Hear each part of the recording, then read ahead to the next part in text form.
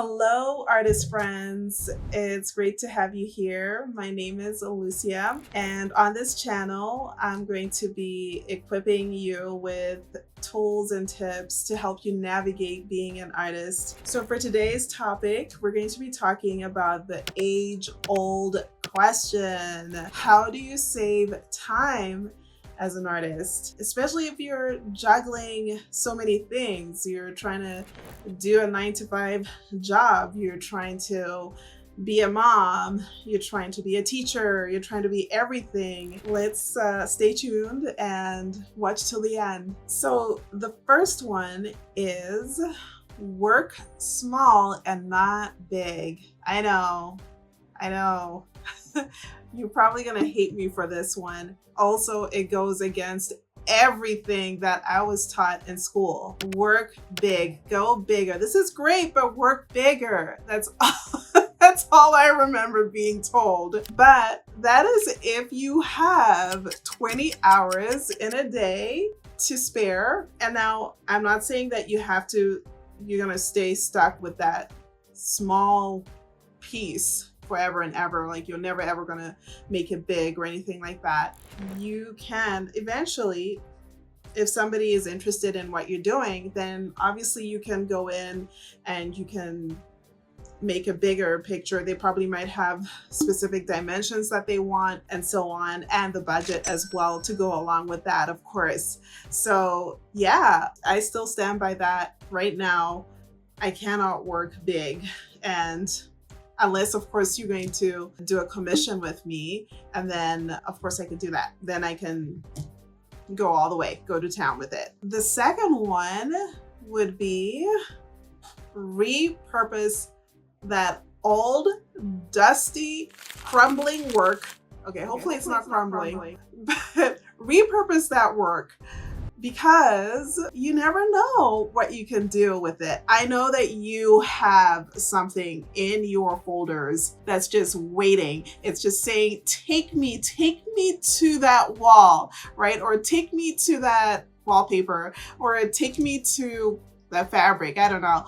But yeah, go in there and see what you have. So let me give you a classic example of this, of repurposing your work. So during Halloween, I was working on this bat drawing with one of my students, one of my private students. Then I thought, oh, what if I did something with this bat? Instead of just putting it somewhere or letting it rot in some folder, I thought, hey, I could do something. So I went into Photoshop, Pattern Preview to be exact, and I created this fabulous bat design. And guess what? It didn't actually end there. I uploaded it to a POD, and this interior designer that I had been kind of talking to spotted it, and she was like, okay, I'm gonna use this. I'm gonna take this as an option to a client. And they actually said, yes, we want that bat design. I was so shocked. I was like, no way. I was just drawing this in a class. I was just having fun doing this. And it's the stuff that you have the most fun with, that can catch somebody's eye. So yeah, you go out there and grab those drawings, grab those paintings. So let's get right into the third one. Working in collections. Oh my God. I love this one. It's probably one of my favorites. It saves a lot of time. You don't have to be waking up and thinking, what should I start making? What should I do today? What kind of design should I do? No, you have planned this out, right? And it has a certain number of motifs, certain number of elements in them with an allotted colorway that you can just wake up and continue working because you know what you're going to make. Remember, we're still trying to save time here, so we don't have to do 15 images at one go. Well, personally, I like to stick to 3 to 4 images, but most of the time I end up doing 4 to 5 so that I can target, different industries or different areas, whether it's wall art or design, right? So you want to just keep it to a minimum. The good thing is if somebody spots this collection, you can always go in and add another drawing, add another painting, whatever it may be. The thing to remember is that quality trumps quantity, right? And so a few well done images is the best thing. So the fourth one is creating sketches of your final pieces, whatever it may be, whether it's for a commission, whether it's for a collection. Now, we have all been there where we've had this fabulous idea and then we just rush over to make it because, oh my gosh, it's so exciting. And then at the end of it, we hate it. And this is something that happened to me at the beginning of my collection making journey. And so, yeah, you do have to be kind to yourself and not beat yourself over how bad your images are, because that's that's another road you can take. So you need to stop and say, well, look, I could go back and see how else we could do it. And that's exactly what happened to me. When I first did my first collection, I did not create a final composition with even color washes just to be able to envision or picture what the image would actually look like. Of course, I was seeing all these motifs and elements. I was high. I was just thinking, oh my gosh, I'm I have landed. I was so disappointed. Yeah, so get sketching, sketch, and sketch some more always. Number 5, making use of resources. This is one thing you want to really do.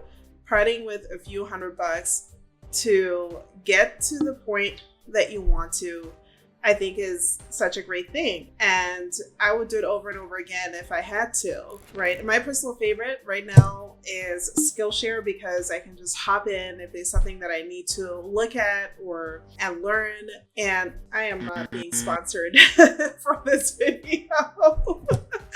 Yeah, but it's really great. I mean, $100. Come on. And you get a lot of skills that you can learn, especially as a creative. Other courses I've taken outside of Skillshare are just individual online educators who have some great courses to offer, like whether it's business, whether it's in teaching, or marketing, whatever you might need. Number 6, choosing blocks of time where you are not going to be disturbed. This is really important because I'm telling you, you need that creative energy. You need that creative space where you could just, zen and you go into that world. Yes, sometimes you don't have that option and you have to work with with somebody right nearby you, but try to find something that can help you get into that zen. And usually for me, the other thing I use is music. I think music is really great. Takes away all the noise and distraction. The last one is to take breaks in between. As you are creating your collection or whatever it is that you're working on, this one can seem like it's a no-brainer. Just get up and go. Probably for some of you, you might feel a little obsessive about your art piece. Like, I gotta get this thing done. I gotta do it. But it's really a great thing to just walk away. You might want to do yoga. You might like meditating. You might want to just go for a walk. This can bring a lot of clarity in your art making process. Let me just go over them again. So the first one is work small and not big, repurpose your artwork, working in collections, creating sketches for your pieces or collections, and using resources out there, choosing blocks of time where you will not be disturbed to create, taking a break in between. So my good friends, if this was useful in any way, feel free to punch that subscribe button and share with anyone who might need this. I look forward to continue making some great content for this channel, and I hope you have a great one. See you again.